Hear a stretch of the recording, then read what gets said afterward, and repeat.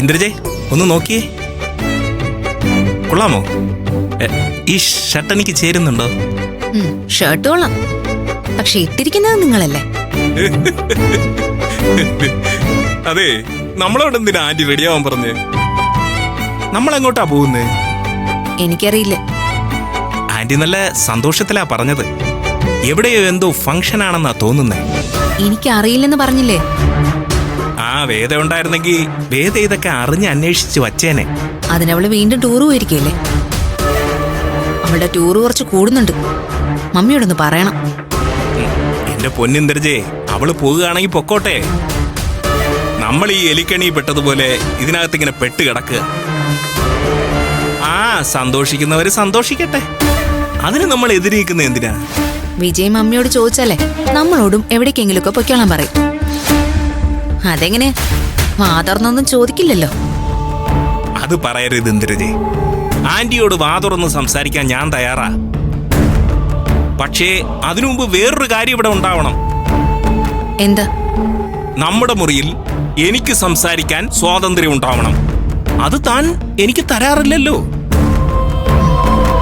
അങ്ങനെ താൻ നിർബന്ധമായും ചീത്ത പറഞ്ഞ് അടഞ്ഞു പോയതാ എന്റെ വാ. അതിനെന്നെ കുറ്റം പറയണ്ട. എന്റെ വാ അടച്ചത് നീയാ. നീ എന്താ നീ രണ്ടുപേരും കൂടി ഒരു തർക്കം? ഒന്നുമില്ല മമ്മി. ഒരു കാര്യമുണ്ട് ആന്റി.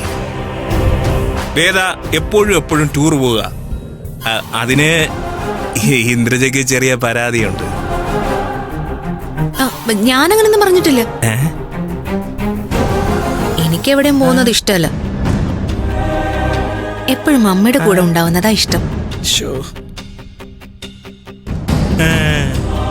നീല സാരി ഉടുത്ത ഒരു ഓന്തിനെ ഞാൻ ആദ്യമായിട്ട് കാണുക. അല്ലാണ്ടി നമ്മൾ എവിടേക്കാ പോകുന്നേ? നാളത്തെ ദിവസം ഏതാന്നറിയോ? വ്യാഴാഴ്ച. ആ ദിവസത്തെ പ്രത്യേകത എന്താന്നറിയോ? എനിക്കറിയില്ല. നാളെ ഹനുമാൻ സ്വാമിയുടെ ക്ഷേത്രത്തിൽ പൂജയ്ക്കുള്ള ദിവസമാ. അതുവഴി കടന്നു പോകുമ്പോ അവിടത്തെ തിരക്ക് കണ്ടാ മനസ്സിലാവും. വ്യാഴാഴ്ചക്ക് എന്താ പ്രത്യേകത മമ്മി? വലിയ സസ്പെൻസ് ഒന്നും വേണ്ട. നാളെ ഞങ്ങളുടെ വിവാഹ വാർഷിക. 30ാം വിവാഹ വാർഷികം. എന്നിട്ട് അത് ഇതുവരെ എന്താ പറയാതിരുന്നേ?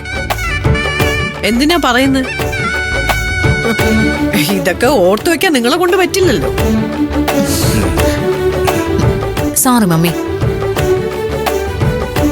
ഇപ്പൊ നമ്മൾ എവിടേക്കാ പോകുന്നെന്ന് പറ. ഇവിടുന്ന് കുറച്ചധികം ദൂരെ കാടിനകത്ത് ചെറിയൊരു ക്ഷേത്രമുണ്ട്.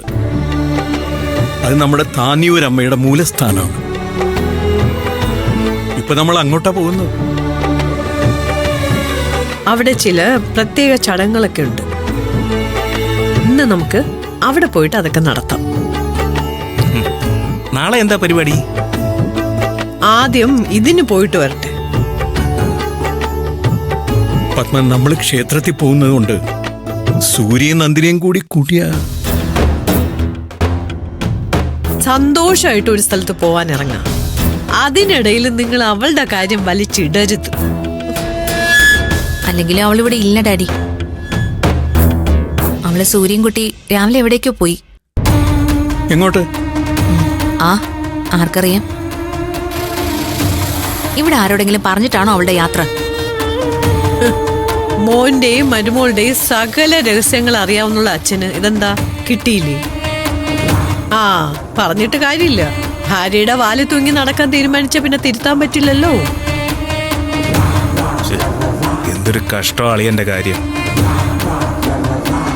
ഇങ്ങനെ ആരെങ്കിലും ഭാര്യ അനുസരിച്ച് ജീവിക്കൂ?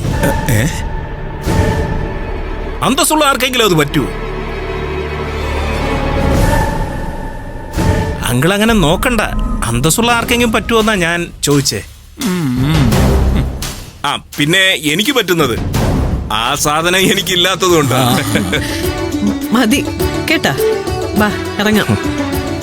വാ പോവാ.